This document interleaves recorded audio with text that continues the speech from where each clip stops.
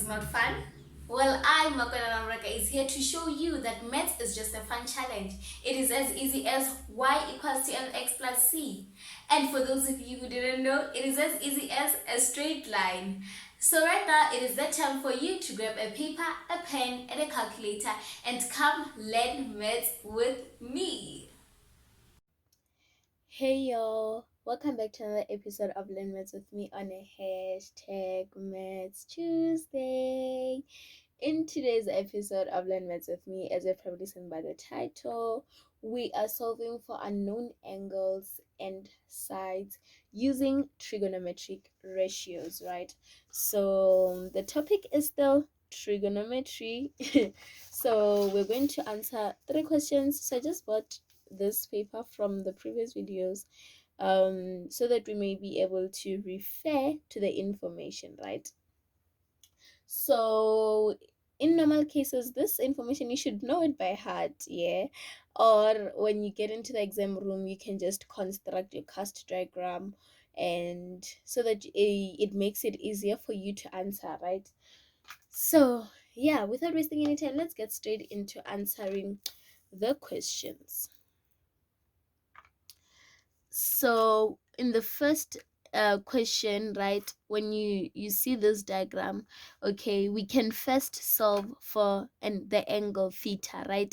So you're going to say, okay, the two sides in reference of theta that are known is the adjacent side and the opposite side, right? So you're going to say, okay, which ratio includes the opposite side and the adjacent side? And then when you check your ratios, you can see that the ratio that includes the adjacent side and the opposite side is 10. So you're going to, okay, solve for the angle using 10. You're solving for the angle using using the ratio that the sides of it are available, that the values of it are available, right? So you can say, okay, 10 theta. You have to specify that you're talking about this angle. Don't just say 10, right? So you have to say 10 in reference of which angle? In reference of theta, right? So it is equal to opposite over adjacent. So now we're going to say 10 theta equals to, so our opposite is 24 over 7. So now we have to isolate theta, right? We have to isolate theta so that, because we are solving for it, so we're going to do inverse of theta, which will be arc10 24 over 7. So our theta is equals to so our arc10 is shift tangent 24 over 7 close bracket 73.74. We're just going to round off to 2 decimal places, degrees, right? So as you've already seen, what we do first is we identify the sides that are already given in reference of what? Of theta. And then what we do next is we check the ratio that suits those sides that are available. So in this case, we had opposite and adjacent side in reference of theta.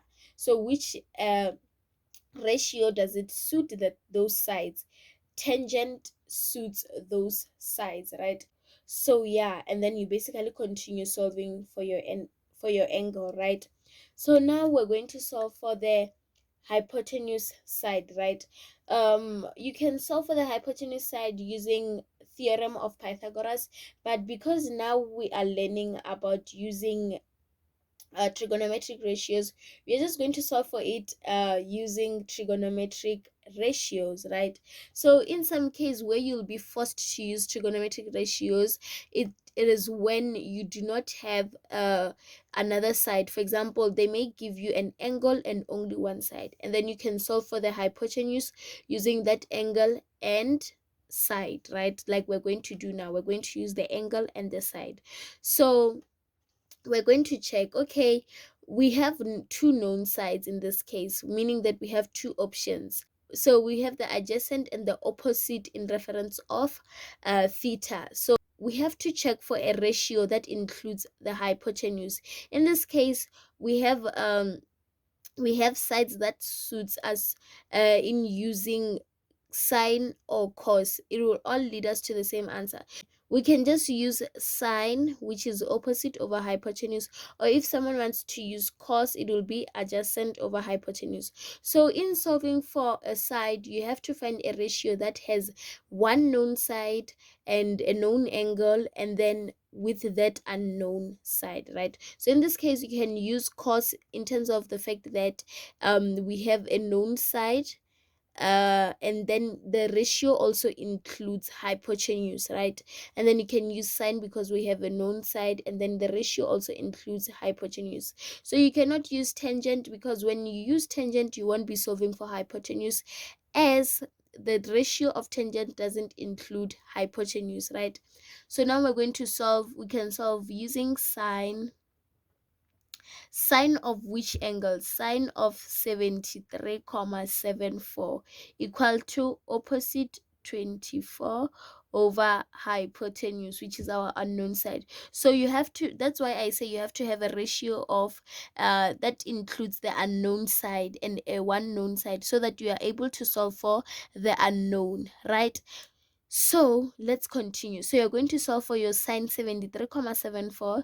Sine 73,74, it's equal to 0,96 equals to 24 over hypotenuse. So now you're going to do cross multiplication. So you're just going to make sure that both sides you have fractions. Cross multiplication 0,96 times hypotenuse, which is 0,96 hypotenuse, equal to 24. So you want to do, what you want to do is isolate this hypotenuse, because you're solving for it.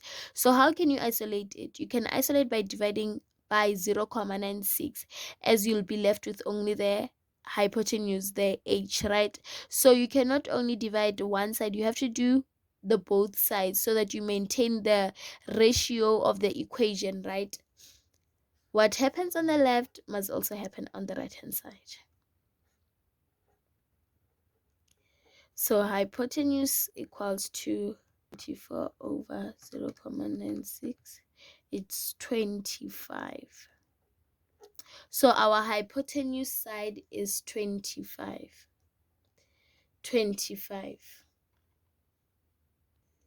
So even if someone has used cos, it will also lead them to the same answer, right? So let's continue. So I've also written down a question that includes the Cartesian plane, and one that includes a statement, so that we learn how to interpret statements, as we did some part in the previous video. So I'm going to use the knowledge of the previous video to interpret the statement, right? So let's check now. We have a right angle triangle. I've already constructed a right angle triangle. So we have two values, which is 4 and 5. So we have an unknown side, which is for the x-axis, and then we have an unknown angle. So since today we are using only trigonometric ratios, we cannot solve for this unknown side without knowing the angle, right? We need the angle to solve for the unknown side. So what we're going to do is we're going to start with solving for the angle. So we're going to check in reference of theta. So our reference angle this time, we have given it a name, which is theta. So in relation to theta, we have the opposite side and the hypotenuse. So which ratio includes the opposite side and the hypotenuse, which includes y value and r? It's sine theta, right? So sine theta equals to y over r. So since we are dealing with the Cartesian plane now, we have to interpret our opposite and hypotenuse using the variables that we use when we deal with the Cartesian plane. So this side is known as the y because it is in reference, it is in line, actually it is in line with the y-axis. So sine theta equals to y4 over 5. So theta, so you're basically solving for your angle now. Arc sine 4 over 5, theta equals to arc sine 4 over 5, which is equals to 53.13. So now we're moving on. We're going to check, okay, our x-axis, we're looking for our x-axis, right? And the two ratios that include x are tangent and cos. So we're going to check more information. So cos wants us to have the value of r2, so we also have the value of r, and then tangent wants us to have the value of y2, so we have the value of y. So we can just choose either one of the ratios, right? So we cannot choose y because we have both the values of y. We won't be solving for x, right? So we can use cos today, right? We can use cos this time. Cos theta equals to, remember that in this case, cos theta in the second quadrant is negative. It is equals to negative x over r. So you have to show this negative so that when you are at the end of your answer, you do not forget that this side of the quadrant, in the second quadrant, we have negative x values, right? So cos of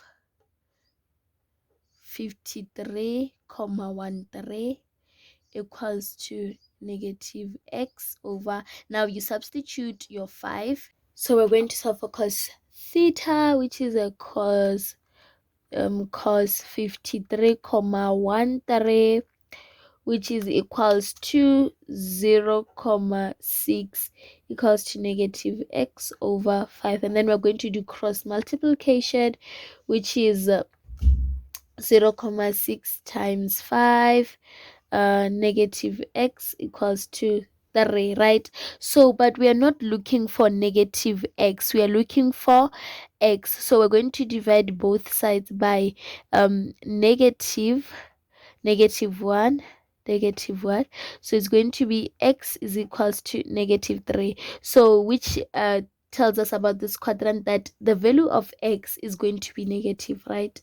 So meaning that here is negative 3. So we have solved for both our side and our angle. So now let's move on to the last question. So as you can see, this one is in a form of a statement, right? So what this question is saying, it says 5 sine theta plus 4 equals to 0. And then, so now let's deal with the first information first, right? We want to isolate the ratio of sine theta alone so that we may be able to continue with identifying the quadrant that it lies into. So we have 5 sine theta plus 4 equals to 0, right? So now let's focus on this first information first. So we want to isolate sine theta so that we find the ratio of this angle, right? So it's going to give us 5 sine theta, we are doing additive inverse, negative 4. So and then we're going to move on, divide both sides by 5. This is multiplicative inverse, sine theta equals to negative 4 over 5. So already we have two options. Like we can see that, okay, from this ratio, our sine theta, our sine of an angle is negative. So in which two quadrants that the sine of an angle is negative? The third and the fourth. So this is where the next information comes in that will help us identify which specific quadrant it lies into, right? So the second information says cos theta is greater than 0. So we know that in the quadrants, right? I'm really sorry for my diagram. So we know that this sine theta lies either in the third or the fourth. So the next information says that cos theta is greater than 0. So it basically means that where this ratio lies in, cos theta is greater than 0, meaning that it is in the fourth quadrant, because that is where cos theta is greater than 0 and sine of an angle is negative. I really hope that you understood how we interpret this information. So you're just going to construct your right angle triangle. So now we have, remember that sine is in the fourth quadrant is negative y over 5, so meaning that this side is negative y, and then oh, negative 4, sorry, and then our r is 5. So we have also our theta. So now we're going to first solve for our theta. So which ratio includes y over r? Sine, right? So we can find the reference angle using sine, right?